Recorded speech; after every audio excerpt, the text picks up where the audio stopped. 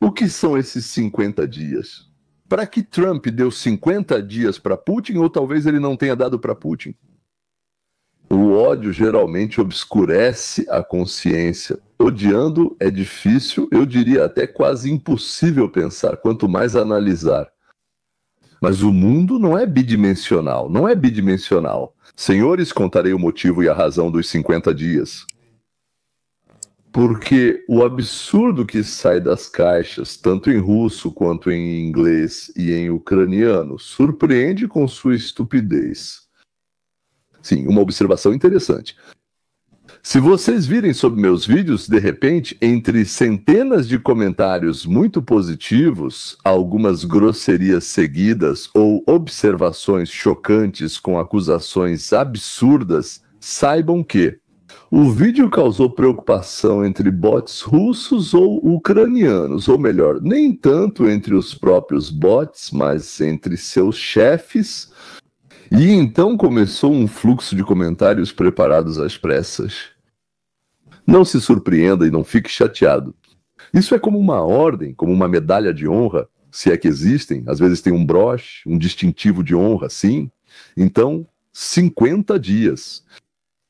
Quais são os objetivos dos Estados Unidos da América ao impor sanções secundárias?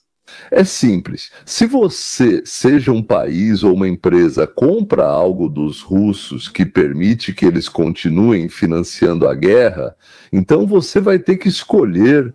Ou você faz negócios com a Rússia e esquece de negociar com o maior mercado do mundo, os Estados Unidos da América, ou faz negócios com os Estados Unidos da América, mas esquece a Rússia.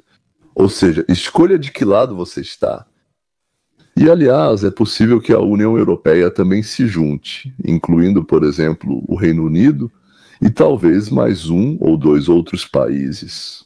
Acho que isso será anunciado como uma sanção geral ou uma ação conjunta, chame como quiser.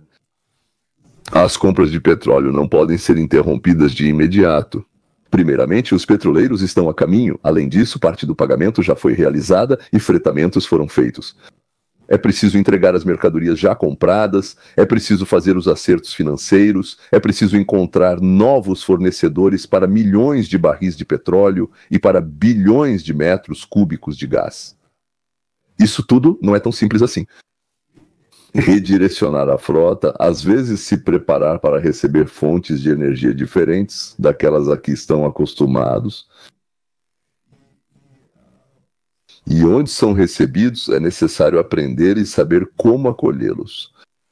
Embora eu tenha certeza de que a Casa Branca já tenha negociado, está negociando com a Índia, talvez com o Brasil também, embora com o Brasil estejamos tendo uma pequena confusão agora, mas tudo pode acontecer. Que isso já foi discutido com eles e um pacote de propostas foi preparado. Os países que compram da Rússia precisam tomar decisões difíceis e que levam a consequências de longo prazo. Por que Trump ainda não assinou acordos comerciais com 30 ou com 5 ou 10 países, por exemplo? Teoricamente, temos 200 parceiros comerciais. Ele assinou apenas com 2. Porque isso é muito difícil. É preciso pensar em tudo, é preciso verificar como determinadas decisões vão impactar diferentes setores, os trabalhadores, outros projetos e, aliás, as relações com outros países. 50 dias é incrivelmente pouco, mas é preciso decidir antes do início da preparação para a estação fria. Para que mais são necessários 50 dias? Para colocar a Ucrânia em prontidão de combate? As entregas de defesa antiaérea iniciam amanhã. Alguns patriots da Europa, vamos esclarecer a confusão e falta de compreensão agora. Talvez seja o Trump, o que ele diz, ou talvez sejam outros, né, sobre o que o Trump diz. Mísseis da Alemanha, veículos blindados dos países da OTAN. A lista é elaborada levando em conta as necessidades da Ucrânia, da Polônia, da OTAN e as capacidades de produção nos Estados Unidos da América. Mas os Estados Unidos da América não se tornam um participante da guerra, e sim um fornecedor, e um fornecedor para quem foi atacado. Nós, os Estados Unidos da América, estamos tentando parar a guerra com diplomacia. Agora, por 50 dias, vamos tentar pará-la com a ameaça de um grande martelo, com o qual podemos atingir o Kremlin e outras cabeças também. Após 50 dias, é possível prorrogar esse prazo se a Índia e o Brasil, por exemplo, pedirem mais tempo. Se virmos que não deu certo, vamos dar à Ucrânia, digamos assim, um machado, junto com eles um martelo e uma serra. Os britânicos soaram o alarme, aliás, por mais um motivo. Mas tem mais uma coisa que eu notei. Você fez uma entrevista incrível com um soldado ucraniano que sofria com as consequências do uso de armas químicas, que, como você disse, os russos lançaram sobre as posições dele, entende? E parece que estão surgindo cada vez mais relatos de que os russos estão lançando armas químicas proibidas.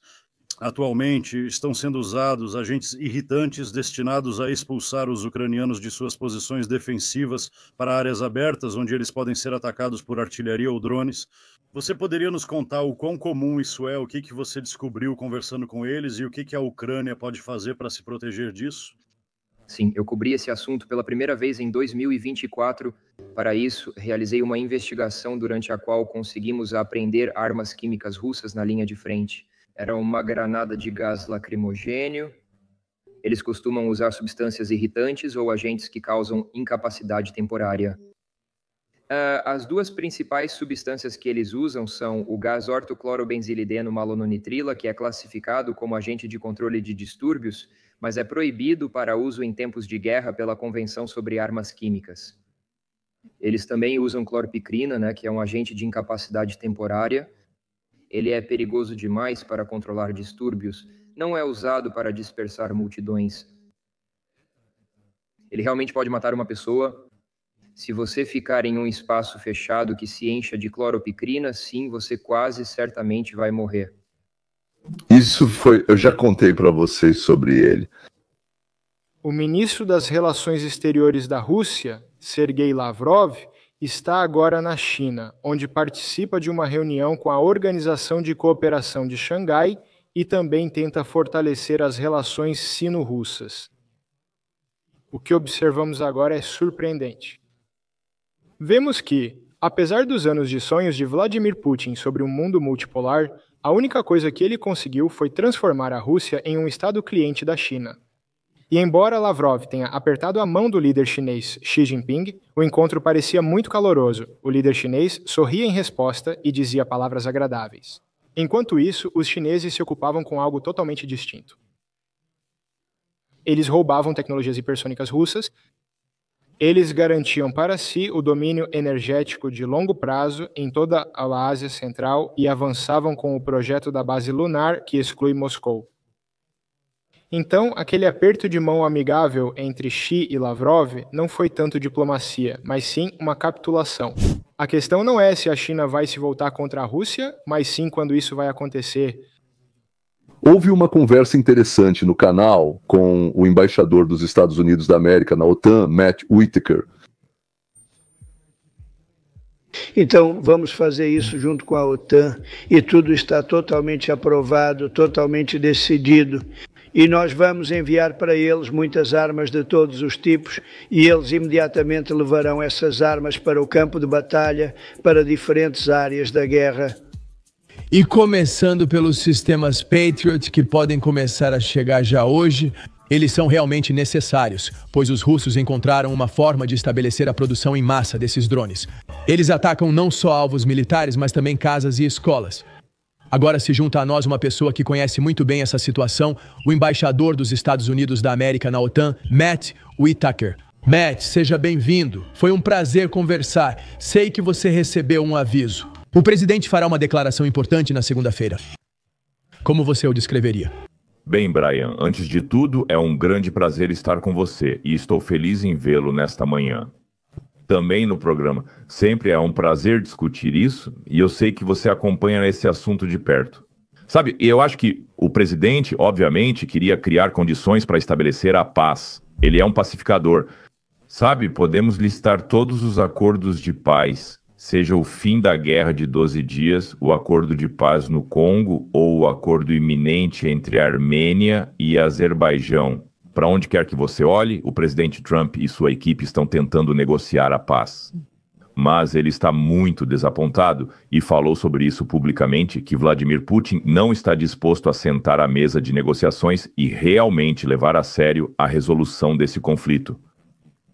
Ele não, os russos praticamente não avançaram na Ucrânia no campo de batalha, enquanto, o massacre continua e os russos perdem milhares de vidas toda semana. E ao mesmo tempo, não há nada de estratégico em atacar prédios residenciais, hospitais infantis e outros alvos desse tipo que você vê no campo de batalha todos os dias. Não no campo de batalha, mas em Kiev, Odessa e outros lugares. Isso só espalha medo e caos. Para quê? Simplesmente para incomodar os ucranianos e talvez tentar quebrar a vontade deles. Mas eles seguem lutando, e creio que o presidente Trump reconhece isso. Ele busca um modo de estabelecer a paz. E eu acho que fortalecer a Ucrânia, talvez, no final das contas, cria alavancas para estabelecer a paz nesse conflito. Índia, Paquistão, Congo, Ruanda, Armênia, Azerbaijão, Estados Unidos da América trabalham pelo mundo todo, tentando ensinar aos selvagens eternamente em conflito como resolver problemas sem usar uma pedra na cabeça. A lista pode continuar, mas o espinho nas relações pacíficas emergentes, nas negociações de paz, digamos assim, no momento é a Rússia, o Kremlin, que está personificado em Vladimir Putin. Afinal, por mais forte que seja o sistema de defesa antiaérea, ele sempre pode ser sobrecarregado. Tudo o que precisa ser feito é enviar cada vez mais drones e cada vez mais mísseis. É por isso que Trump vai direto à raiz desse problema, o tesouro militar russo. Provavelmente todos sabem que Putin se preparou para essa guerra. Ele acumulou muitas reservas em dólares, ele guardou muito dinheiro dos lucros do petróleo para se preparar para a invasão da Ucrânia, mas ele não esperava que isso fosse durar tanto tempo. Mesmo assim, ele conseguiu financiar essa guerra com a ajuda de sua frota fantasma. Nos últimos 3 anos, Putin aumentou significativamente os gastos. O orçamento militar triplicou em 3 anos. E isso, na verdade, é uma correlação interessante. Não sabemos os números exatos, pois não podemos confiar nos dados vindos da Rússia, mas o número oficial do ano passado é que a Rússia recebeu cerca de 110 bilhões de dólares com o petróleo. E isso é aproximadamente o que ela gasta com seu exército. Os gastos com o exército são praticamente iguais ao que recebem pelo petróleo, variando de 100 a 150. Ou seja, o petróleo é a base e a arma econômica mais importante deles. Até agora, as sanções na verdade não eram direcionadas contra a venda do petróleo russo como estamos fazendo agora. E o motivo para isso é duplo. Evidentemente, nenhum presidente dos Estados Unidos da América deseja um aumento no preço do petróleo. E é exatamente por isso que eles não estavam dispostos a impor sanções contra o petróleo russo que o retirassem completamente do mercado. Claro, fazer isso 100% é impossível, mas é possível chegar o mais próximo possível de tirar o petróleo do mercado. Mas se vocês fizerem isso, a Rússia é um dos maiores fornecedores de petróleo do mundo. Isso significa que os preços do petróleo vão disparar e os consumidores americanos vão sofrer. É por isso que, em 2022, tentamos o chamado teto de preços. Basicamente, isso significava que a Rússia podia vender seu petróleo, mas não podia vendê-lo por mais de 60 dólares o barril. E como garantimos o cumprimento desse teto de preços? Com a ajuda de empresas ocidentais que faziam o transporte e o seguro do petróleo russo, veja, o Ocidente praticamente monopolizou o mercado de petroleiros e das seguradoras que fazem o seguro desses navios. Assim, as sanções basicamente obrigavam qualquer empresa que trabalhasse com companhias petrolíferas russas a garantir que o petróleo em seu navio-tanque, o petróleo que elas seguravam, fosse vendido apenas por um preço abaixo de 60 dólares por barril. Se eles não tivessem documentos comprovando isso, uma empresa ocidental não poderia transportar esse petróleo, uma empresa ocidental não poderia segurar esse navio-tanque. Para contornar essa restrição, a Rússia comprou vários navios-tanque clandestinos. Esse era o chamado Frota Sombra. Usando empresas de fachada e contas offshore, a Rússia adquiriu vários navios-tanque antigos e começou a usá-los para transportar petróleo para países como Turquia, Índia e China. Todos sabiam que isso estava acontecendo, mas ninguém queria combater isso, porque isso causaria grandes problemas no mercado de petróleo e, claro, inflação. Mas agora a inflação está diminuindo e os preços do petróleo também estão caindo. Isso significa que o presidente dos Estados Unidos da América tem mais possibilidade de pressionar as vendas de petróleo russo. Porque, mesmo que os preços subam, eles não vão subir tanto a ponto de se tornarem um problema para os consumidores americanos. Ou seja, o golpe contra a Rússia está sendo planejado não só com o fornecimento de armas, mas também com o rastreamento e a neutralização dos petroleiros clandestinos russos. E se isso é uma recusa, digamos assim, uma tentativa de forçar compradores como a Índia a não adquirir recursos energéticos russos. Isso vai reduzir imediatamente a receita da Rússia. Naturalmente, tanto a Rússia quanto os Estados Unidos da América estão negociando freneticamente com a Índia, já que a Índia é o candidato mais provável para mudar de fornecedor. Especialmente depois da participação da China no ataque do Paquistão à Índia, junto com o bloco Rússia-Irã-China, a Índia tem motivos suficientes para se desentender. O Brasil muito provavelmente decidirá ir para os braços da China. A caça aos petroleiros ilegais russos será o que a Ucrânia usará para pressionar Putin a encerrar as ações militares. O chanceler russo Sergei Lavrov afirmou não ter dúvidas de que a Rússia lidará com quaisquer novas sanções. Rússia, na verdade, ele queria dizer que quer entender. O que levou o presidente Trump a lançar esse novo ultimato de 50 dias, como ele mesmo disse. O porta-voz do Kremlin e, na prática, representante de Putin em situações como essa, Dmitry Peskov, declarou que novas sanções ou mais uma rodada de tarifas apenas atrasariam as negociações de paz. Ele disse que as decisões tomadas em Washington e pelos países da OTAN serão vistas por Kiev como um sinal de continuidade da guerra, não de paz. No entanto, eles prestam atenção a isso. Simultaneamente, ele classificou os eventos recentes como graves e ressaltou a necessidade de examinar as motivações de Trump. A Rússia disse que quer analisar as motivações das ações de Trump. A ideia de que alguém possa simplesmente querer acabar com a morte e a destruição não passa pela cabeça nem de Lavrov, nem de Putin. Vamos tentar entender em detalhes o que exatamente nós, os Estados Unidos, estamos oferecendo à Ucrânia e aos europeus.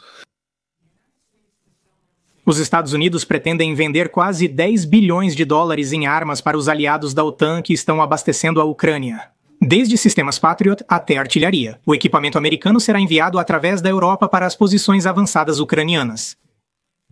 São os europeus, é a OTAN e o G7 e 10 bilhões de dólares. Isso é muita arma, pessoal. Converso com ele frequentemente sobre como acabar com tudo e sempre desligo pensando que foi uma conversa agradável. E então lançam mísseis contra Kiev ou alguma outra cidade. E eu penso, isso é estranho. Quando isso se repete, você nota que as conversas são vazias de significado. Minhas conversas com eles são sempre muito agradáveis. Eu digo, não é uma conversa muito agradável? Então, na mesma noite, eles lançam mísseis. Eu chego em casa e digo para a primeira-dama, sabe, hoje conversei com Vladimir, tivemos uma conversa maravilhosa. Ela diz, sério? Acabaram de atacar mais uma cidade. Então é tipo, olha só ele. Não estou dizendo que ele é um assassino, mas é um cara durão. Isso foi comprovado ao longo dos anos. Ele enganou muitas pessoas. Ele enganou o Bush. Ele enganou muitas pessoas. Ele enganou o Clinton, o Bush, o Obama, o Biden. A mim ele não enganou. Ele, Putin, não me enganou, disse Trump. Donald também mencionou sua esposa sérvia, Melania. O detalhe mais interessante é o que Trump diz quando ele conversou com Putin por telefone. Depois ele disse à sua esposa Melania que teve uma boa conversa, e Melania respondeu, sério? Mais uma cidade na Ucrânia acabou de ser atacada. Se isso realmente aconteceu ou se Donald Trump inventou, nós não sabemos. Melania. Trump nasceu na antiga Iugoslávia, mais precisamente na atual Eslovênia, e na verdade não sabemos quais são as opiniões políticas de Melania. Ela nunca apoiou publicamente a Ucrânia nem condenou os russos, mas isso virou um meme. As pessoas gostaram muito de ouvir que talvez Melania Trump tenha defendido a Ucrânia em particular diante de Donald Trump. Então a internet já está ampliando esse assunto. Eu tive uma ótima conversa com Putin. Na verdade, mais uma cidade ucraniana acabou de ser atacada. Agora as pessoas estão criando imagens de Melania Trump nas cores azul e amarela para mostrar que ela apoia a Ucrânia. Essa imagem é simplesmente impressionante. Naturalmente, isso não agradou muito na Rússia. Não se pode negar que o fator feminino sempre desempenhou um papel enorme na diplomacia. Neste caso, devemos prestar atenção ao papel que a Eslovênia, como membro da União Europeia, desempenha na política dos Estados Unidos da América. Afinal, continuando esse famoso ditado, Melania é o pescoço que determina para que lado a cabeça dos Estados Unidos da América vai virar. Será que Melania Trump controla alguma coisa do que Donald Trump faz? E não, ela não controla. Criticar Trump é a principal tarefa dos kremlinólogos hoje em dia. Ela faz o que quer com eles. Isso, claro, na boca dos russos é um insulto inacreditável. Segundo relatos, Trump perguntou a Zelensky se a Ucrânia poderia atacar Moscou. A Casa Branca declarou que ele não incitou mais derramamento de sangue. Eu acredito que essa conversa realmente aconteceu. Donald Trump e Zelensky conversaram por telefone e Trump perguntou a Zelensky: "Vocês são capazes de bombardear Moscou? Os russos bombardeiam sua capital toda noite. Vocês podem bombardear eles?" E sim, a Ucrânia tem drones de longo alcance e já realizou ataques contra Moscou, mas eles não têm mísseis balísticos ou de cruzeiro. Foi isso que levou Trump a pensar: por que não vendermos mísseis balísticos e de cruzeiro para a Ucrânia? Portanto, uma das primeiras armas que a Ucrânia pode receber em breve serão mísseis Army Tactical Missile System adicionais. Se os europeus estiverem dispostos a pagar por eles, segundo relatos, Donald Trump está pronto para fornecer. Estamos falando de cerca de 18 mísseis Army Tactical Missile System adicionais. A Ucrânia não vai recusá-los. Mas aqui está o principal ponto que Donald Trump pode aprovar, enquanto Joe Biden nunca esteve disposto a isso.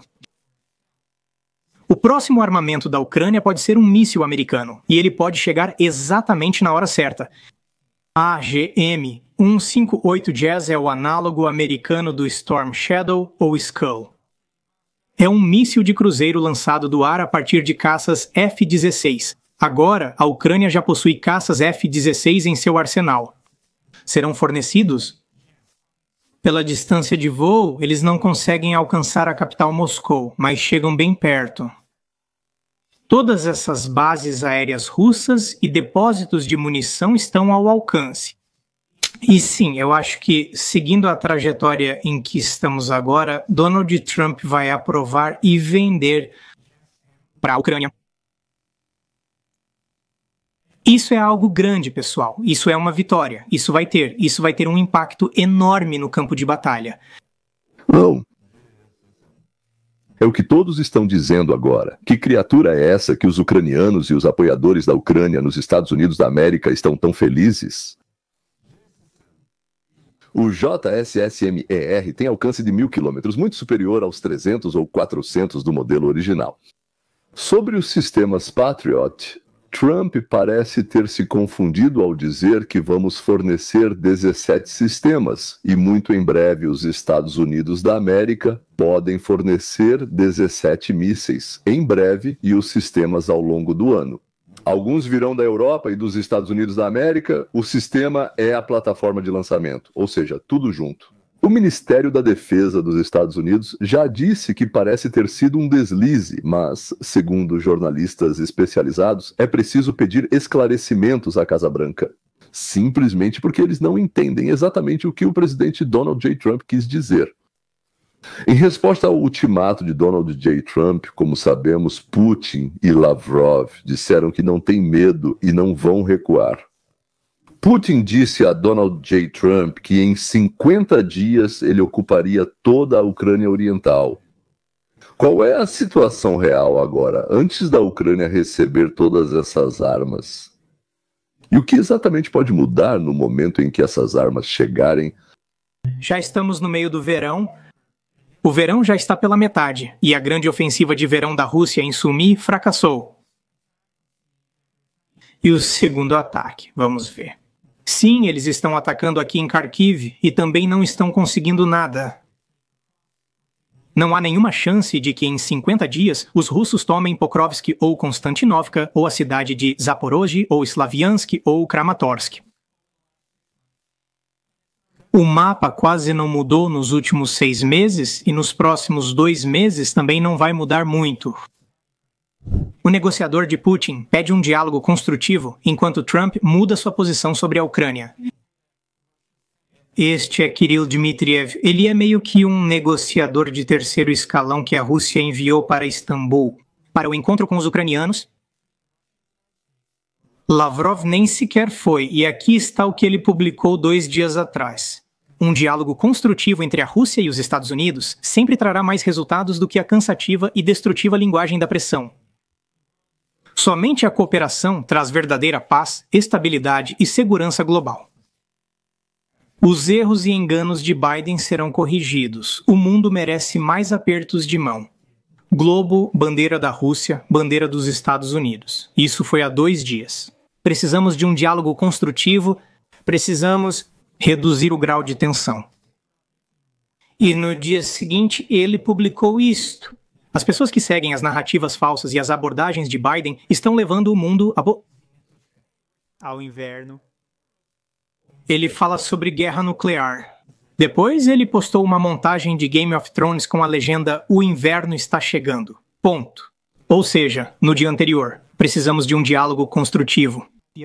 No dia, ameaçamos iniciar uma guerra nuclear contra o mundo inteiro e criar um inverno eterno. Vamos ouvir o que respondeu Peskov. Aqui está o que Peskov disse em resposta à declaração de Trump.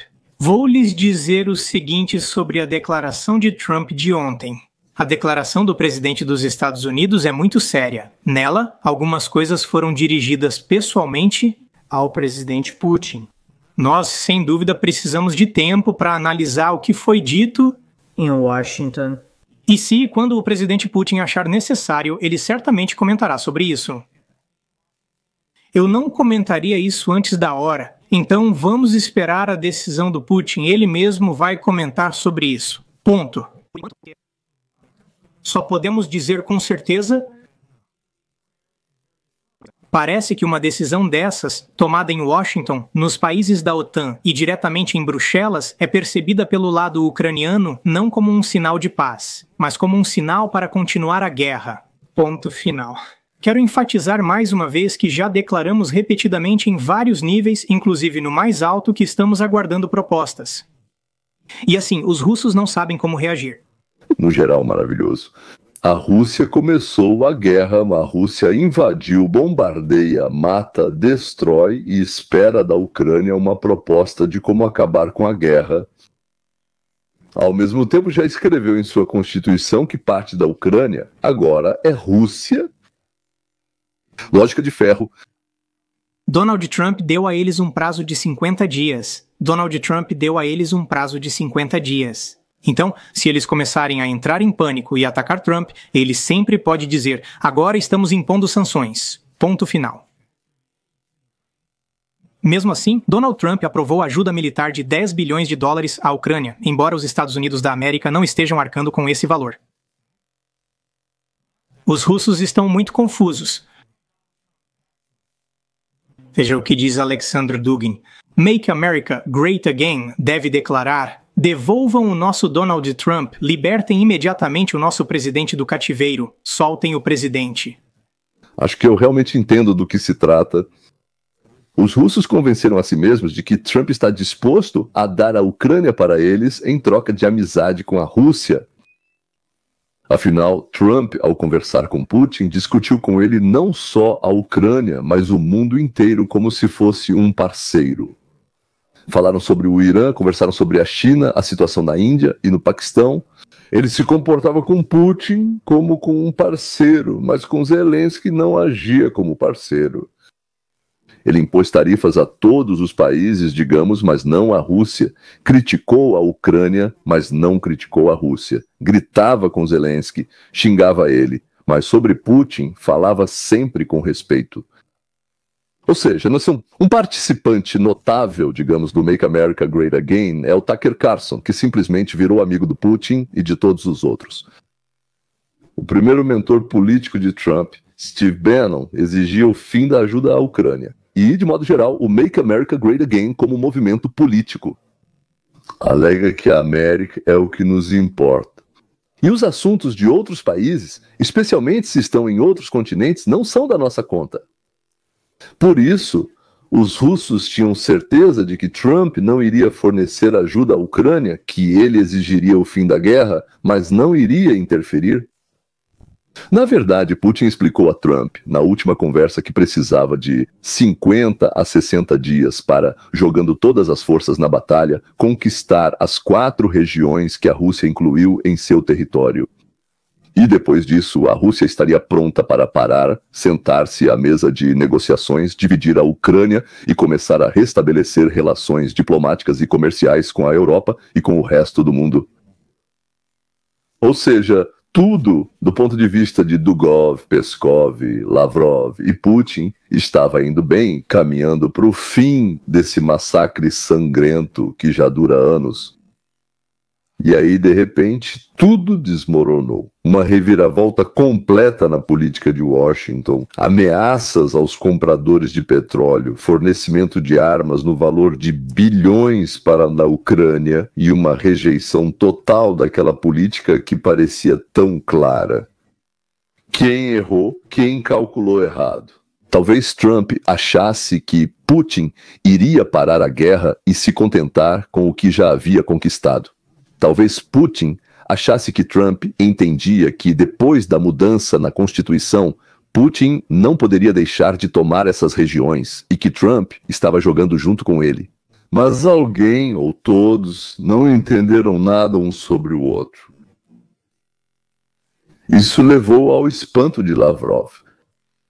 Precisamos entender as razões pelas quais Trump mudou sua política, ou seja, os motivos. Eles não entendem a dinâmica. As coisas iam, e depois mudaram. Ficou diferente, não estava indo de outro jeito. Trump não mudou nada. Ele disse ainda antes de 20 de janeiro, antes de assumir o cargo, disse: se a Ucrânia atrapalhar o caminho para a paz, nós vamos puni-la. E se for a Rússia, nós vamos puni-la. A questão é que, sabe, às vezes existe incompatibilidade, tipo, bum bum, você passa direto. Não sei nem como explicar isso. Veja, Putin, ele é um agente da KGB, né, que se tornou político e já faz muitos anos, tendo a formação de agente da KGB. Ele, na verdade, é a mesma coisa, tanto faz ser político quanto agente da KGB. Ou seja, a única diferença é que os políticos normalmente não usam a força. Eles se afastam, deixam para outros, para alguém, e depois voltam novamente. Ou seja, sempre com Putin, como com qualquer outro político, ele mantém 2 opções em mente. E Trump é um empresário, nunca se tornou político. Por quê? Embora ele já tenha sido presidente por 4 anos, a questão é que seus conhecimentos e habilidades nos negócios foram úteis e transferidos para as negociações com... Antes ele lidava com CEOs de corporações, agora com CEOs de países. Praticamente, do ponto de vista dele, não há diferença. E, na verdade, realmente só a cultura de comunicação é diferente. Alguns acham que é preciso mentir o tempo todo, e eles mesmos mentem. O tempo todo tentam ler nas entrelinhas. Como sabem, quando morávamos na União Soviética, assistíamos filmes, líamos livros e todos esperavam. Ou seja, né, o que está querendo dizer, porque com certeza não é o que está escrito, mas algo nas entrelinhas que precisa ser entendido. E o outro Trump e o outro lado acham que nos grandes negócios você pode blefar, pode fingir de bobo, pode fazer de conta que é meio doido para assustar, mas não pode mentir. Porque não é o papel, nem a tinta, nem o carimbo, mas sim a palavra do líder. E existe o melhor e o mais importante compromisso. Ou seja, ambos, Putin e Trump, quero dizer, olhavam um para o outro e não se enxergavam de verdade. E toda a equipe americana olhava para os russos e a equipe russa olhava para os americanos. Pensavam que, bom, tudo estava claro, mas na verdade não entendiam nada. Ou melhor, viam aquilo que achavam que deveriam ver. Os Estados Unidos ofereceram à Rússia uma saída muito boa para a Rússia de uma guerra idiota. Foi uma proposta muito vantajosa que Trump fez a Putin nos últimos 6 meses. Vocês podem ficar com todos os territórios conquistados. Os Estados Unidos reconhecem a Crimeia como pertencente internacionalmente a vocês. Nós vamos retirar todas as sanções e pressionar a Europa para que ela também retire todas as sanções contra a Rússia. Todos os ativos congelados serão devolvidos. E a única coisa que os russos precisam fazer é parar de matar pessoas, parar de tentar conquistar novos territórios. E Putin disse não para Trump. Putin disse: Trump, não, eu quero mais territórios, preciso de mais 50, 60 dias. Vou avançar até as fronteiras onde quero estar. O que aconteceu vai dar um grande impulso ao entusiasmo da Ucrânia e vai atingir os russos, que começarão a sentir o que é uma arma moderna voltada contra eles. Na verdade, 2 sentimentos lutam dentro de mim. Por um lado, eu gostaria que o massacre parasse. E eu acho que muitas mães de soldados, tanto de um lado quanto do outro, digamos, do lado ucraniano, estão prontas para abrir mão do leste da Ucrânia só para que seus filhos voltem para casa e, de preferência, que não voltem mutilados. Por outro lado, eu, lá no fundo, fico feliz que a Rússia tenha recusado. E vai levar o troco que bombas e mísseis vão começar a explodir na Rússia para que os russos entendam que a alegria deles por atacar o vizinho pode se transformar em lágrimas com a resposta dele. Por isso, talvez seja até bom que Putin não tenha aceitado a paz e que tudo isso não tenha terminado só com uma divisão, desfiles e comemorações em Moscou. E o uivo alegre sobre o invencível mundo russo, o mundo russo do jeito que está agora é repugnante, fede, causa náusea, desprezo e aversão. Nada mais. Bem, talvez ainda exista algum outro sentimento que eu já tenha esquecido. E embora eu não deseje o mal a ninguém, lá no fundo eu